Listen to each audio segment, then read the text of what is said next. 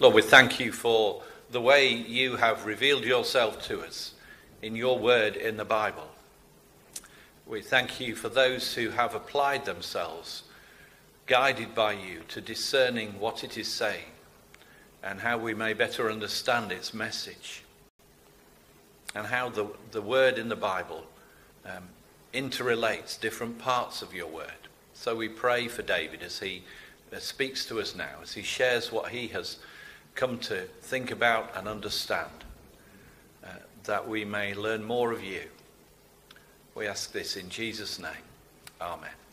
Amen. So I'll hand over to Rev Dr David Lees.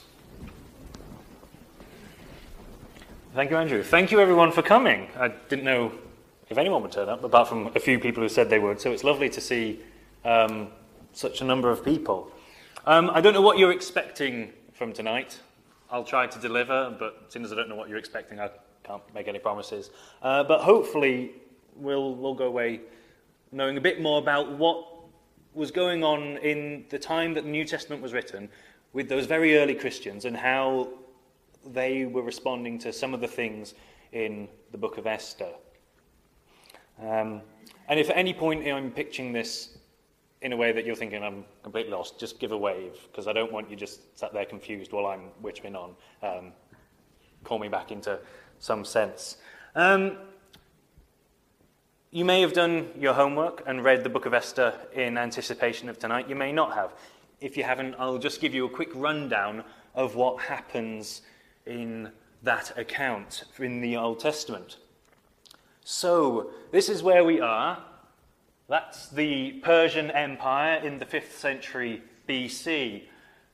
You've got a bit of Italy and Greece on the far left, and then so the Persian Empire goes from Egypt in Ethiopia all the way across to modern-day Pakistan and India, and far up into countries whose names I've forgotten, sort of Armenia and some of the former Soviet socialist republics. That whole swathe of land. As the story begins, this happened in the days of King Ahasuerus, when he ruled over the 127 provinces from India to Ethiopia. If you're thinking, I read ahead, and I don't remember anyone called Ahasuerus, some of Bibles call him Xerxes. Persian name, Kshaksha. Put that into Hebrew, you get Ahasuerus. Put it into Greek, you get Xerxes. It's the same name, just by two different routes through different people writing. And we're right in the middle on that yellow dot. I've been told there's a zappy thing, I'll give it a go. There. That's the city of Susa in modern-day Iran. And King Darius, who you may recall from a number of the Old Testament books, he built a palace there, the remains of which still stand, and his son Xerxes kind of completed that, and we begin with a big celebration in that palace, a huge banquet lasting best part of a third of a year of feasting and jollity. It's a long, long way from Jerusalem, Galilee, Judea, the normal parts of the biblical story. But there we are in Susa. And in that, we start off in a banquet, and the king calls his queen, Vashti, to come before him. And she refuses, and she quickly disappears off the scene. And the king's very concerned. He doesn't like this idea of women have their own independent thought and not doing what he says. So he kind of says, we can't have everybody knowing this had happened, because other people might get the same idea. So his way of dealing with that, of making sure nobody knows that this has taken place, is to write a letter to absolutely everybody telling them it's happened, and saying, don't do this isn't a good idea. He's not the sharpest tool in the shed, and that's how the story runs. He's a bit of a fool. We're supposed to laugh at him. There's a lot more that kind of gives us that idea. But now we have the king over one of the largest empires with no queen, and he doesn't like that idea. So then we have three people, and their stories all begin to merge and interlink. I'll just move forward actually a bit. Here's, if you've been to the British Museum or the Louvre in Paris or one of those sort of museums, you might have seen things like this, these sort of tiled lions. That's taken straight out of the palace. That's the kind of decoration. So we have Esther herself, who, as the king wants a new queen, has a beauty pageant, and she goes through this 2-year process and ends up being the favourite. So she ends up in the palace as the new queen. Her relation, possibly cousin, possibly uncle, who brought her up, Mordecai, he's the gatekeeper of the city. He has seen a couple of people who are plotting to kill the king, and he thwarts their plan. And the king's very pleased and has him recorded in the king's annals. Come back to that in a moment. And then there's someone called Haman, the prime minister, the political leader. He ends up being the baddie. If Disney were going to do an Old Testament story, they would do the book of Esther. We've got an exotic palace, we've got a king, we've got a queen, we've got a baddie, and there's a big resolution at the end. And Haman wants everybody to bow down before him. And the king says, fine, do that. And Mordecai refuses. So Haman's vengeance is to say, right, I'm going to have you killed and every one of your people. So he goes to the king and says, I'll give you 10,000 pieces of silver if you let me kill Mordecai and all the Jews. And the king says, don't bother about the money, just do it. And that's part of Haman's story. So we have Esther, a Jewish person in the middle of the palace, hiding her Jewish identity. We have Mordecai, who's got this odd relationship with Haman who wants to have him dead. And Mordecai says to Esther, maybe you've come to this position for such a time as this, that you can do something about it in your unique, special position in the royal court.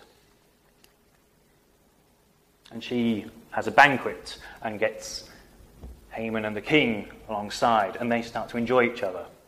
And then one night, the king can't sleep, and he thinks the best way of getting myself back to sleep is to read the good things about me. Again, laugh at him, he's a bit silly. But he reads in that, oh, Mordecai saved my life. And he says, what did we ever do to honour him? And they're like, oh, we didn't do anything. Haman, you're my trusted advisor, come in. I'm now completely awake, we might as well just go all out on this. What shall we do to honour someone who has not been honoured? Haman thinks it's him. So he says, well, what you should do, get out all the royal, get a nice horse, get out all the royal robes, put them on the person, and parade them through the streets and get everyone to go, aren't you so wonderful? Yay, you. And then the king says, what a fab idea. Get Mordecai, dress him up just as you said, and parade him around the city. Mordecai wouldn't bow down to Haman, and now Haman has to bow down to Mordecai on the streets. We get to laugh at him for his sort of pantomime tomfoolery. And it all starts to go a bit pear-shaped like that for him. And then eventually it comes round that in these banquets that Esther calls between the king and Haman, she says, look, someone is threatening my people, and I'm going to die. And the king says, what? Who would do such a thing? Because he's not really paid much attention to the story so far. And then she says, there's Haman, who had planned our destruction, and the time that he had set aside for this is coming up. And the king's furious, and he goes out in his anger out and about. And then he comes back in and finds Haman down before Esther, begging for mercy. The king misunderstands this, thinks she's being assaulted, and doesn't know what to do. And one of the palace staff says, look out there, there's the apparatus that Haman has been preparing to kill Mordecai. And the king says, execute him on that. So then Haman, who had been planning their deaths, ends up being killed and getting capital punishment from the king. But the law is still in place that people are going to come on this day to enact his desires to commit genocide against the people. And you can't just change Persian law. You can't revoke stuff that's come in. So they're like, what are we going to do? And they come to the decision that they'll add in a new law that gives the people the right to defend themselves if anyone does come to attack them. Most people then think, let's not go and attack the people that the king's trying to save. A few people do, and in self-defense, they come a cropper. but the whole thing shifts round from the threat of complete genocide through the foolishness of the king and the wisdom of the people, and all of this so that the festival of Purim gets instituted as the time the Jewish people are completely saved in this world where they were going to be destroyed. And Mordecai rises up, and at the end he is set in a high place in the court. That's a sort of a fairly brief summary of the story. And generally people have either read it and thought, well, that's quite nice, read it and gone, I find it a bit difficult about all these people dying, and gone, there's not really a lot in that has anything to do with the early church or the concerns of the New Testament. And if you heard about the name of the talk, you might have thought, I don't really know where you're going to go with this. This is a quote from, no, it's not, sorry. That's the background to why I ended up doing this research. That's a really boring title of something I previously did research on. It's actually much more interesting than the title would give credit for. If you want to read that, you can. Or you can ask a question later and I'll tell you about it. I'm interested in languages. I'm interested in unusual words and how people write and what they're thinking when they write. Also, it's nice to know about the comedy moments in the Book of Esther, which I hope you realise there are a few of. When I was doing this, I came to the realisation there wasn't much about Esther and the New Testament, which is useful when you're doing language things to work out how words are used in different times. So when I started ministry training, they said, what do you want to do more study on? Because we want you to do that. Book of Esther, definitely, and probably something to do with the New Testament, because I can't find anything written about it. The reason I couldn't find anything written about it is because the consensus has always been, there's nothing to say. This is a commentary, still a fairly major commentary on Esther. Jesus never mentions the Book of Esther. It's never mentioned anywhere in the New Testament. No one in the early church mentions the Book of Esther. It was obviously a really difficult book for those people to have to deal with. Probably because, as the early church incorporates lots of non-Jews die. And that's seen as a bit awkward. But is that true? Because the more you say something, the more people start to believe what you say, if you just say it over and over again. Where did we get from to say that? Well, I'm going to give you just a quick 500-year history of what people have said about the Book of Esther. And we're going to start with our theological friend Martin Luther, who really sets in motion why people think a lot of what they do about the Book of Esther today. He said two things about the Book of Esther. You may have heard these before. He said that he didn't believe it should be in the Bible, and even his greatest friends today will say the things he said about Jewish people were truly awful. And he used the Book of Esther to make those claims. And both of those things, questioning whether Esther should be in the Bible at all, and anti-Semitic things, continue today. And this shapes a lot of where we're at, and I hope this makes sense of why I'm saying this in a moment. If we move forward in history into the 1800s, you find people saying that the Book of Esther reveals nothing of the lovely doctrines of the Old Testament, and it's not quoted in the New, that repeated theme. Then we have those words from 1908, that the Jewish people in the ancient world found it a deficient book that was difficult, and therefore, obviously, Jesus didn't use it, the New Testament doesn't use it, the early church doesn't use it. We move forward a bit further. This time, 1937, a Swiss theologian, quite respected in his day, Das erste Buch stellt die Judenfrage in voller Schärfe. The Book of Esther presents the Jewish question in sharpest form. In the year the first Nazi concentration camp was opened, this was published in Germany. The year the Jewish businesses were forced to close. It's I'm not saying this is the only reason why, but this is part of the reason why those things have happened. And actually, in 1946, we find that actually the Nazi Party saw a lot of resonance with what they were doing, with what Haman was doing. And that comes into it. They knew the book of Esther, but they warped it and twisted it. And that's one of the reasons we need to engage with it today, so that it doesn't get warped and twisted. In 1950, Bernard Anderson says the book of Esther is an uninviting wilderness. He would think I'm very strange for wanting to spend a lot of time studying it and to talk to you about it. He'd think you're all very strange for wanting to come and listen about it. Maybe you are, I don't know. In 1965, Christianity has neither occasion or justification for holding on to the book of Esther. Luther's remark should be determinative. Just get rid of it. In 1978, it's not a noble book by religious standards.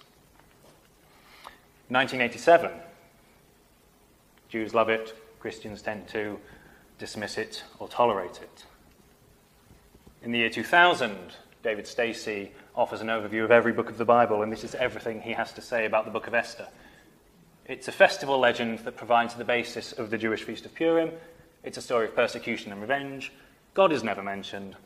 We can see the appeal of the story to more chauvinistic Jews, but has little to say to Christians. It appalls me that that was printed in the year 2000. And David Stacey, on the whole, is a fairly reputable person, but this is not his finest moment. It's not a story of persecution and revenge.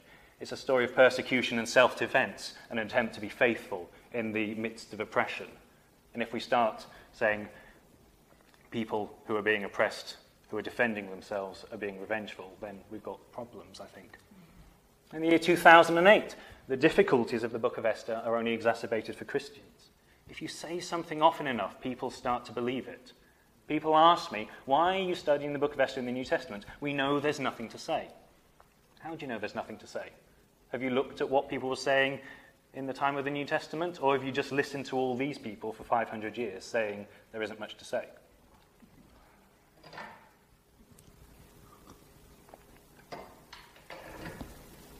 You probably guess, I think there's more to say than what they were saying. We need to examine the claims of the early church to find out what they actually said and not just listen to these people. Did people read the book of Esther? Did they celebrate the festival of Purim? What were they doing? Did Jesus engage with it? What are the clues that would give us any idea? Well, I'm doing the dance with the clicker. Has the battery gone? Oh, there we go. So, Purim. People asked me, as you may do, well, how do we know people celebrated Purim? Just because it says you are to celebrate it every year, you know. Did they? Or was it just celebrated out there in the sticks in modern-day Iran, where it was really important, but really didn't matter to the people of Jerusalem? Well, I couldn't find any information telling me about the celebration of Purim in the ancient world, so we had to do the work on that. There is enough evidence out there to be absolutely 100% certain that Purim was celebrated in the Jerusalem temple. The Jerusalem temple came down in AD 70. They definitely did celebrate Purim in the temple, which is a time of joy and excitement, not a time of going, well, this is really awkward. It's a time of hearing the whole story read together. We know that in the Dead Sea Scrolls, there is no extant copy of the book of Esther. It's the only book of the Old Testament not being found in the Dead Sea Scrolls, the group of manuscripts dated from about 200 BC to 200 AD in the Judean desert. So people have said maybe they didn't read Esther because they didn't like it. We know they did read the book of Esther, and they quote it in some of their other things. Just because we haven't found a manuscript, we know they did know the story of Esther. Esther was written down in Hebrew, probably in the 4th century BC. It says at the beginning, this happened in the days of King Xerxes. It was written down after. You don't say, this happened in the days of so-and-so, if it's already that time. It happens after him. So very late 5th century, possibly or probably 4th century BC, people say we want to write down what happened. And then it gets translated into Greek in about 114 BC. And in the kind of set of old Greek Bible texts that do get quoted in the New Testament. And then there's another Greek version in about 37 to 41 AD. And then Josephus, a Jewish historian, he writes another version at the end of the 1st century. And then there are all these other translations, which mean we know lots of people wanted to read this book in that time. When the New Testament was being written, lots of people did want to read Esther. They enjoyed it. They were celebrating it. It was a time of great joy. It was really, really popular. People knew it off the top of their heads. We've got the writing that says that. Did Jesus celebrate Purim? The New Testament never says anything very clearly. But we know he must have been aware of it because it was being celebrated in the Jerusalem temple. I think the battery has gone. Thank you. This is the current Golden Gate in Jerusalem. It goes up from the Garden of Gethsemane. You go up, if you want to go into the Temple Mount, this is the Golden Gate. This was built in the 1500s. The Golden Gate is where the Messiah was going to enter the temple from as a sign of the Messiah coming. So when Jesus comes in on Palm Sunday, he goes through the Golden Gate and everyone celebrates and it's all very exciting. It was also known, do you know the other name of the Golden Gate? It was also known as the Susa Gate because of Ezra and Nehemiah. They are the people who kind of get the rebuilding of the temple going after the exile. And they come from Susa. That's where they've been exiled to. And so above the Golden Gate, or Susa Gate, on the old version, sort of bearish, there was a depiction of the palace of Susa, because it was a really important place to them. So every time anyone went in through this gate into the temple, they were reminded of Susa. And if you're going in to celebrate Purim, it wasn't there because of Purim, but you're going to think of it. It's going to be there in your mind. And the opening of the Hebrew of Esther describes the palace in words and language which are only ever used to describe the temple in Jerusalem. There's quite a lot of words which, if you are thinking of the temple, you're thinking this is somewhere that even if God isn't mentioned explicitly, God is present in this place. The temple in Jerusalem and the palace in Susa get mixed up in the minds of the people in Jesus' day. And then you get John chapter 5. After this, after chapter 4, where you have the woman at the well and her evangelism in Samaria, there was a festival of the Jews. And scholars have debated for years what festival this could have been and why John doesn't tell us, because he usually just says it was Passover or it was Sukkot or whatever the festival was. He usually tells us this is the only time it's sort of a bit ambiguous. And there are arguments for and against a lot of the festivals. But there's a very good reason to think it might have been Purim. That fits with a lot of the, without going into all the ins and outs, there's a good reason to think that. And when you think of that, it really shapes what happens next, because Jesus heals people on the Sabbath, and people go, how are you healing people on the Sabbath? Purim was the day of the year when all the Sabbath rules got chucked out the window. You weren't allowed to fast on the Sabbath. You were supposed to rejoice. Everything you couldn't do on the Sabbath, you did when it was Purim. All the Sabbath rules get messed around. So for Jesus to be healing on the Sabbath when everyone's celebrating Purim, it's like, why are you picking on me? Nobody's obeying the Sabbath rules because we don't do that. And that gives you a lot of context for what happens in that passage. Now, it's not absolutely certain, but it's quite likely that's the background to that passage.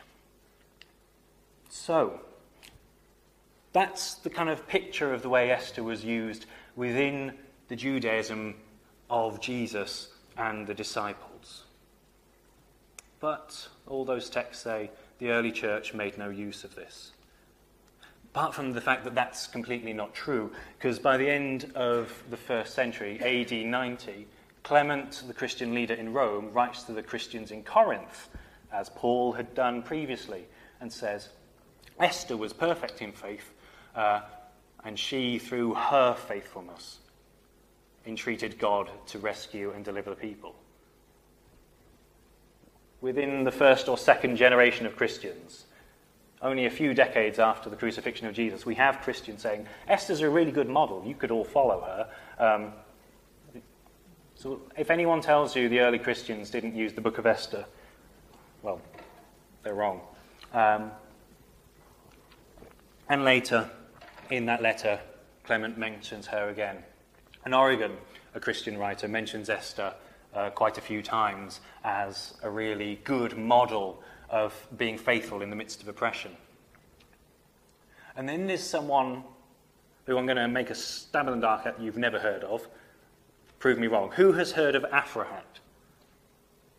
None of you. I'd never heard of him until a couple of years ago. He's known as Aphrahat the Persian sage. He was a Syrian Christian who lived at the end of the 3rd century. He grew up Jewish, and he, unlike most of the early church fathers and mothers, wasn't writing in Greek and Latin. He wrote in a language that Jesus spoke, a version of Aramaic. So he's in a very similar position to the very early disciples, an Aramaic speaker who's grown up Jewish and comes to believe that Christ is the Messiah who has come. So he gives us a lot of insight into that kind of thinking. And he mentions Esther loads of times. And he says Mordecai gives us a really good parallel with Jesus, because Mordecai was supposed to die, but he didn't. Someone died on the place of him. And Jesus died in the place of others. And he finds a lot of similarities between them, and that Mordecai offers a really good lens through which to see Jesus. So, that's, I hope that hasn't taken too long. That's a lot of the background that says actually it's worth looking into Esther in the New Testament. There's much more to this than meets the eye. But how do you go about asking if Esther is actually, the book of Esther crops up in the New Testament? How do you do that when there are no quotes of several words strung together? It's not the case of when Matthew says, "Behold, a virgin shall conceive," and we can say, that phrase appears in Isaiah. We don't have those phrases. How do we do this? Well, that stumped me for a bit, but I already had a thought about where something was going on, and I had to kind of work back, well, how did I get there? The thing about those phrases is they're unique, they're easily identifiable, they're really distinctive to wherever they come from. But individual words can do exactly the same thing. And I wanted to look at that. If someone's using an individual word that has a lot of power, maybe that's doing something. Maybe as I use a metaphor in the whole of the writing as waves rippling out. Things are trundling along, and sometimes things are really noticeable when they crash into something else. Is there anything of the book of Esther that's rippling out, that collides with the New Testament and leaves a trace? Well, the way of finding any words that are unique or distinctive to Esther from the Greek versions that the New Testament writers quoted meant I had to do something so that Daz does the hard work so you don't have to. This is a dictionary of every word in the Greek Old Testament. I read it. Because I'm that kind of person. Thank you, Gwyn, yes.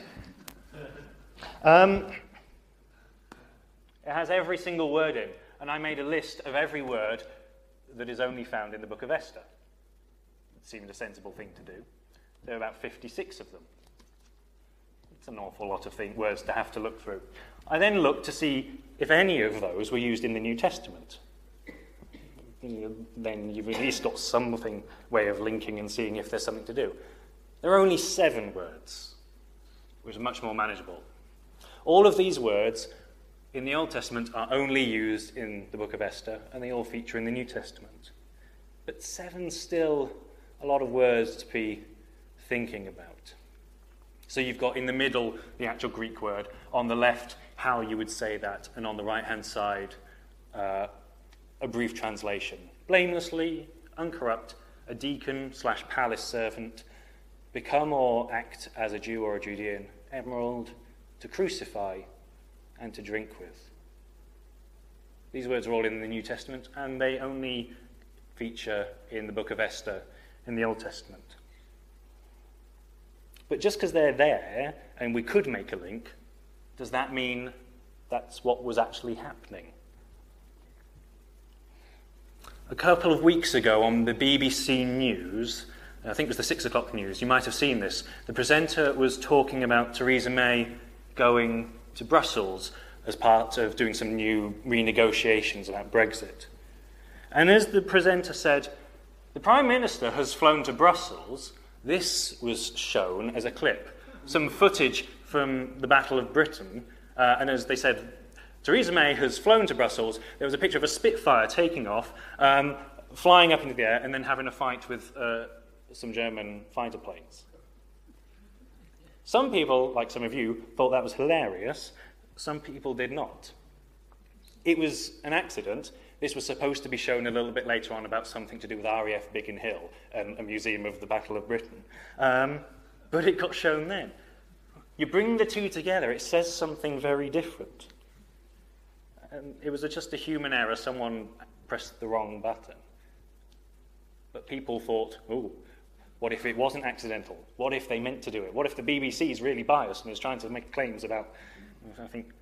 I think if the BBC were biased, it'd probably be a bit more subtle than that. But that's another topic for another day that I'm not going to talk about. The question is, when you bring these things together, is it just an accident or is it intentional?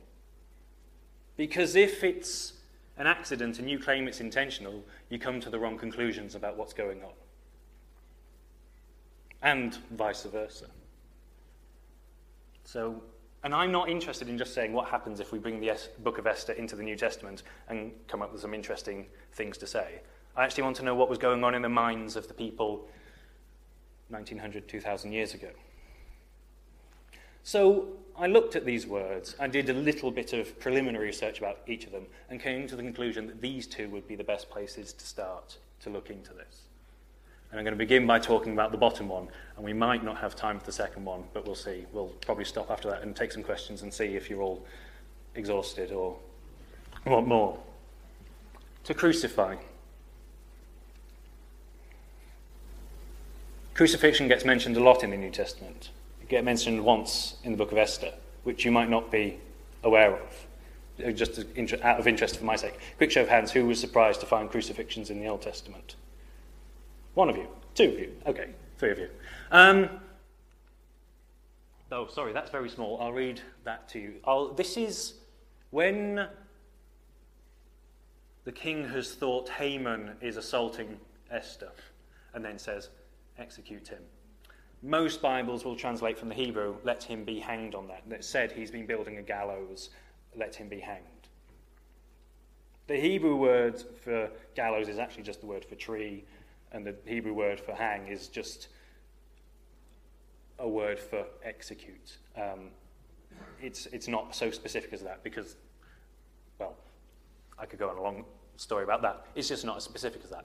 But we have in Esther, Bugathan, one of the eunuchs, attending the king, said, look, Haman has even prepared a pole for Mordecai, who spoke up on behalf of the king. And a pole 50 cubits tall has been erected at Haman's house. And the king said, let him be crucified on it. Matthew's Passion narrative. Pilate said to the crowd, what shall I do with Jesus, who is called the Messiah? All of them said, let him be crucified. Then he asked, why? What evil has he done? But they shouted all the more, let him be crucified. Matthew uses a very strange way of presenting that verb, crucify. These are the equivalent passages in the other Gospels when the crowds are saying, crucify him. I'll start off actually. There are 3 different ways in Greek of commanding someone to do something. 3 different ways. There's the really normal way, there's the not quite almost really normal way, but very common way, and then there's the really strange way. Mark and John do the really, really normal way, crucify him, crucify him. Luke does the not quite as common, but really, on the whole, normal way, which adds a bit more urgency, get crucifying him. Matthew chooses not to use either of the normal ways and goes for the really strange way, let him be crucified. Imagine if you were a crowd and you really wanted someone to do something. Shouting out, let this be done, isn't quite the kind of drama you're going for. It's an odd thing to do. It does stick out. It sticks out particularly because it's exactly the same thing that's mentioned in the book of Esther. It's particularly odd because these are the only 2 passages in which that word ever occurs. Ever. Just those 2. And it's, really, really, really odd when you think that Haman was crucified and his crucifixion brought salvation to the Jewish people because he was wicked and evil. And everyone celebrates how wonderful it is that he has gone. You do not want people to say that about Jesus. Some of that starts to sound quite good. Salvation through crucifixion. You don't want people getting the idea that it's good because Jesus was evil and we're glad he's gone. Quite the opposite. Matthew's either bringing on something very difficult for himself or he's doing something very clever. I'll give you an English example. The verb to sink is not one you would probably use every day, but if someone used it, none of you would go, "Ooh, that's a really odd word." But if you do a bit of grammar to it and come up with the word unsinkable, you might now all be thinking of that. If anyone uses the word unsinkable, well, they're being quite foolish, really, because everybody thinks, well, the last time someone used the word unsinkable, it all went wrong. It's a perfectly normal word, but if you do something slightly different to it, it really resonates with one particular event. To crucify is not a word people in Jesus' day used absolutely every day, but it was a perfectly normal word. You do a little bit of grammar to it and you come up with the let him be crucified, you have one event in mind. And if you don't, other people definitely do. And it might be that it's people within the community who've been celebrating Purim and going, yay, isn't this wonderful? And then going, how do we understand the death of Jesus with this? And they're asking questions and saying, we're not quite sure how to cope with this. Or it might be that there are people who really didn't like what the Christians were preaching, and they were using this to belittle and diminish the gospel. Both are possible, both are likely, theoretically. The question is always, well, is there any evidence people did? Just because I, in 2018, 2019, come up and say, well, I see this link. Maybe they didn't. That's Emperor Theodosius.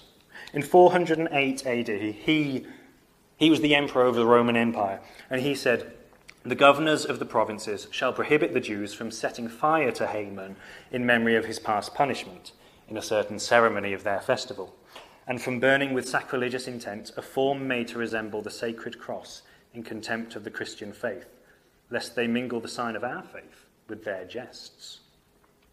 Part of the Purim festivals, you create a effigy of Haman and you destroy it. Very similar to creating a guy on Guy Fawkes Night and setting him on fire. It's, we do the same kind of thing. Or at least people today do the same kind of thing. And the Roman emperor makes it illegal to do that because he's worried people are going to think they're attacking the sacredness of the cross of Christ. And just a few years after that, given that it's illegal, an awful, awful event happened. where a tiny minority of people celebrating Purim got drunk. And we read from a Christian historian of the day, they were impelled by drunkenness, were guilty of scoffing at Christians and even Christ himself, in derision of the cross and those who put their trust in the crucified one. They seized a Christian boy and, having bound him to a cross, began to laugh and sneer at him. But in a little while they were carried away with their fury, and they scourged the child until he died under their hands. That was not a normal thing to do. We do not want to make claims of a whole community because of that. But people connected the crucifixion of Haman with the crucifixion of Jesus and used it in awful, awful ways. That definitely did happen. People connected the two. Later writings connect the two. People were doing this. People were associating Jesus and Haman. And you might be thinking, as we did earlier, that maybe you weren't expecting Haman to have been crucified. This is, we promised you some pictures. If you're a bit squeamish, look away now. These are all depictions of Haman's execution at different times in various publications. Here he is being hanged with a rope around his neck. The next one's the worst one, by the way, so don't say you weren't warned. This is the next one's probably the most accurate to what the ancient Persian Empire did, which is awful. And when it talks about a pole, that's what it means. Impalement was the most common form of execution. This is the Sistine Chapel, stretched out on a cross. That's not Jesus, that's Haman. That's Haman going to gallows with Persian soldiers surrounding him to be hanged with a rope around his neck. That's a medieval depiction of Haman dying. And another one. And another one. You might be forgiven for thinking that some of those were Jesus. They're not. That looks like Jesus, but you can see Queen Esther going to King Xerxes.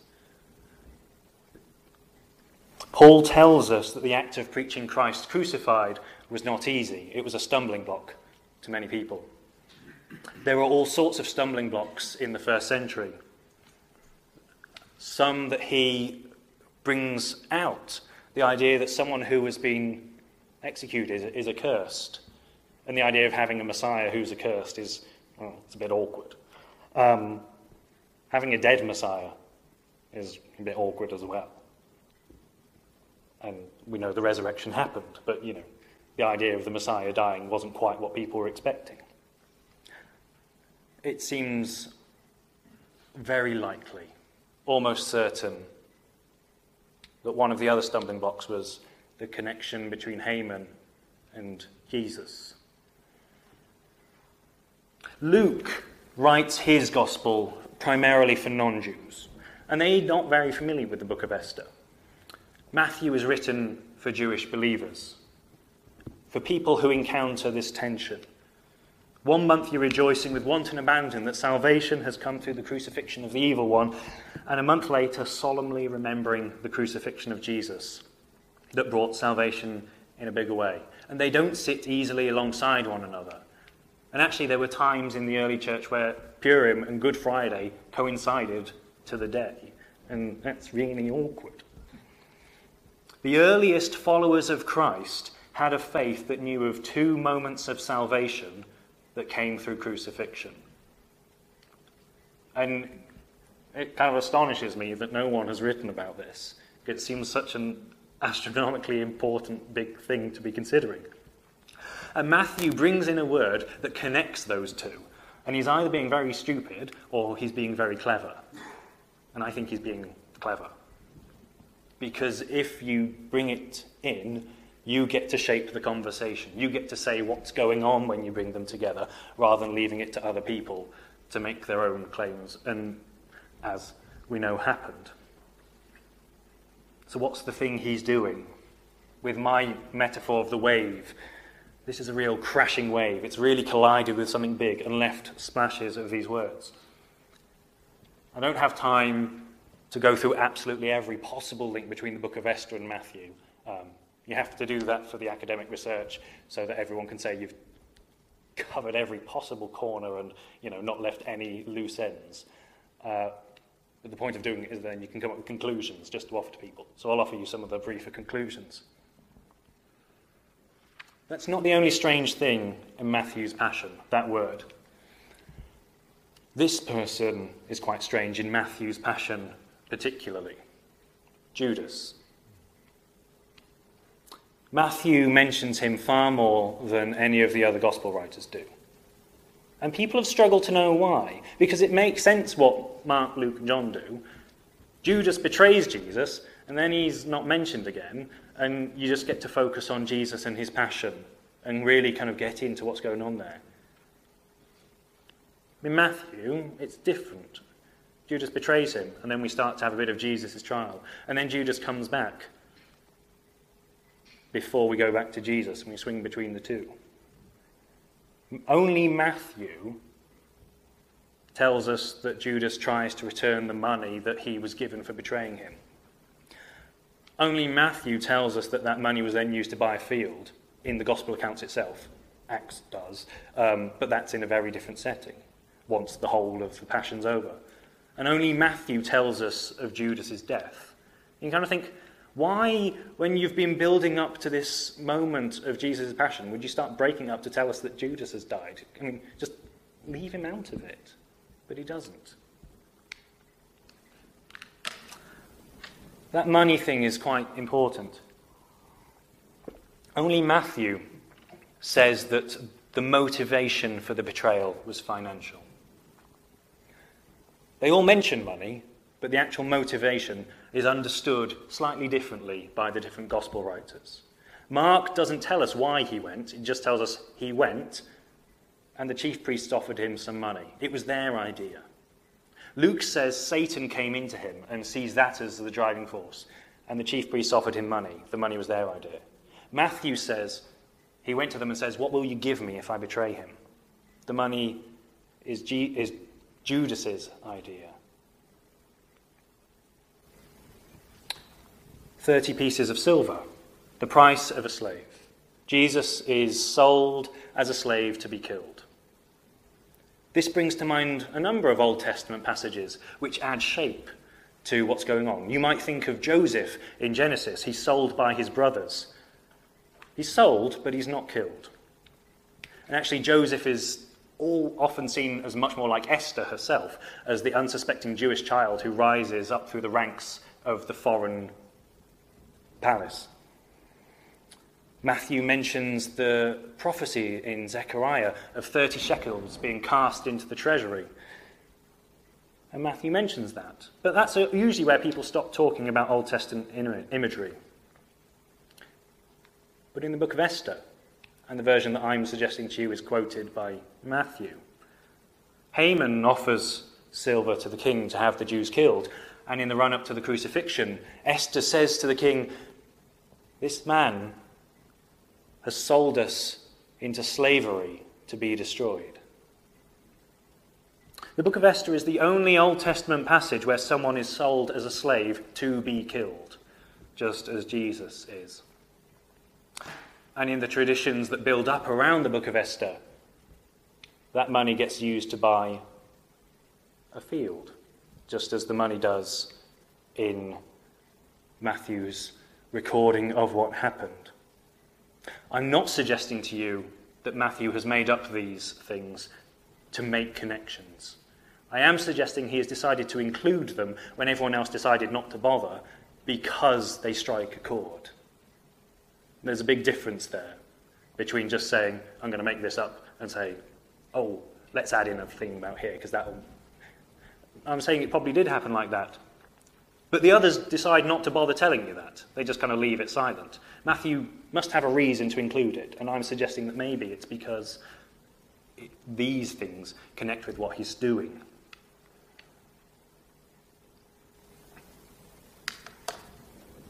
With all that in the background, Haman actually starts to sound a lot like Judas.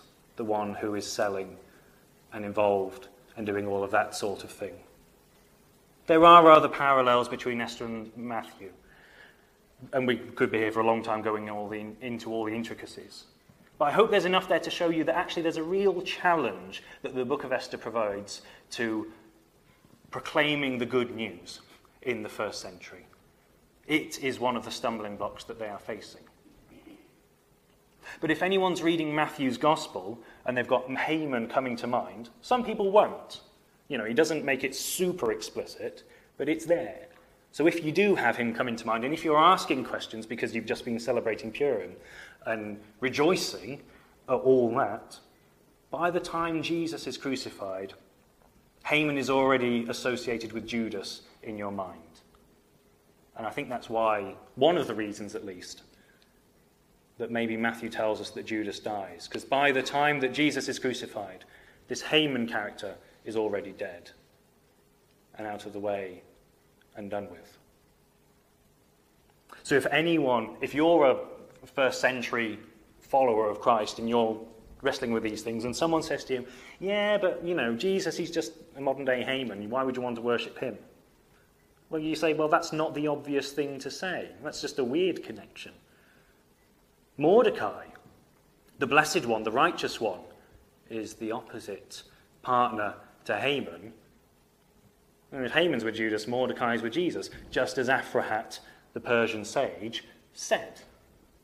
Mordecai, the blessed one, the righteous one, he's still alive at the end of the story. He was one of the people who worked towards the salvation of God's people. He who was not crucified, but ends up exalted to the right hand of the king at the end of the book of Esther, can be seen in Christ, who is still alive, who is blessed and righteous, who worked towards salvation. He was crucified, but just like Mordecai, he's been exalted to the right hand of the king at the end of the gospel. And I think that word that could have caused all sorts of difficulties is a bit of a key to understanding some of the complexities of thinking that the early church had to engage with. I suspect Matthew would have found it a lot easier not to have had to bother thinking about all of that and just kind of told the story. But he's living in a world where it is an issue. And I think it is there. So hopefully you can see that there are some difficulties, but actually how I have argued in the book, and other people think I might be onto something, what Matthew's doing in trying to respond to that. This is one of the stumbling blocks to proclaiming Christ crucified in his day to the people he's speaking to. And he works to deal with it. Paul has various stumbling blocks that he encounters with people, and he works to deal with those. This is one of the ones that I think Matthew has to encounter and respond to. That the book of Esther kind of comes up against the New Testament, so that they can continue to celebrate the wonder and joy and the goodness of the book of Esther, and not just go, oh, it's really awkward, and they'll still go, isn't this brilliant? What happens? Let's continue to celebrate this wonderful thing. I've been talking for 53 minutes. I think I'll give you a rest. We might have to save some of the talk about Galatians for a second talk, if any of you are still interested to hear a bit about that, because, I'll give you some time for questions now, and if you're all feeling very energetic to hear another half an hour, but it might be better to perhaps leave that. So I hope I've offered something to you there. Thank you.